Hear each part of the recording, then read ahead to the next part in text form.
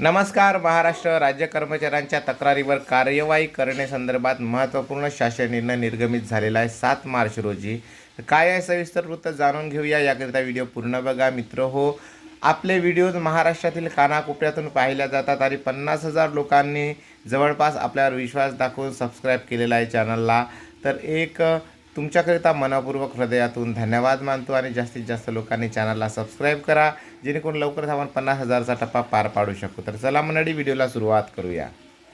बंधूंनो, राज्यातील मान्यताप्राप्त खाजगी अनुदानित, विना अनुदानित तसेच अंशतः अनुदानित शाळांमधील शिक्षक व शिक्षकेतर कर्मचाऱ्यांच्या व शिक्षण संस्थांच्या तक्रारीवर कार्यवाही करण्याकरिता सुधारित तक्रार निवारण समितीचे गठन करण्यासंदर्भात राज्य शासनाच्या शालेय शिक्षण व क्रीडा विभागाकडून महत्त्वपूर्ण शासन निर्णय निर्गमित करण्यात आलेला आहे.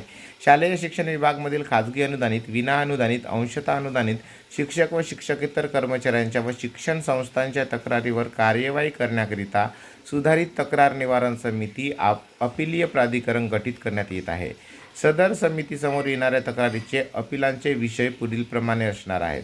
शिक्षक व शिक्षकेतर कर्मचाऱ्यांच्या वैयक्तिक मान्यता नाकारलेली प्रकरणे, शिक्षक व शिक्षकेतर कर्मचाऱ्यांच्या नाकारलेल्या बदल्यांची प्रकरणे, अनुकंपा नियुक्ती नाकारलेली प्रकरणे, कर्मचाऱ्यांची पात्रता विषयक नियुक्ती विवाद, शालार्थ आयडी नाकारलेली प्रकरणे, उच्च माध्यमिक शिक्षकांची अर्धवट पदे पूर्ण वेळ करण्यासंबंधी नाकारण्यात आलेली प्रकरणे, तसेच अर्धवेळ ग्रंथपाल ते पूर्णवेळ ग्रंथपाल उन्नयन करताना नाकारलेली प्रकरणे, लेखापालद्वारे वेतन पडताळणी, वेतनवाढी व वेतन श्रेणीसाठी नकार दिला असेल अशी प्रकरणे, कार्यभार संबंधित वाद तक्रार, तसेच निवृत्ती वेतन व निवृत्ती वेतनाच्या लाभासंबंधित तक्रार विवाद, पदे रद्द केल्याने सेवा समाप्त केल्यासंबंधी विवाद, पद हे रद्द केल्यामुळे पद कमी झाल्याने अतिरिक्त ठरलेल्या कर्मचाऱ्यांचे समायोजन, तसेच पद रद्द केल्यामुळे पद कमी झाल्याने कर्मचाऱ्यांना अतिरिक्त ठरवताना नियमांचे उल्लंघनाबाबत तक्रारी, तसेच सेवाखंड क्षमापन नाकारणाऱ्या आदेशाविरुद्ध तक्रारी या संदर्भात राज्य शासनाने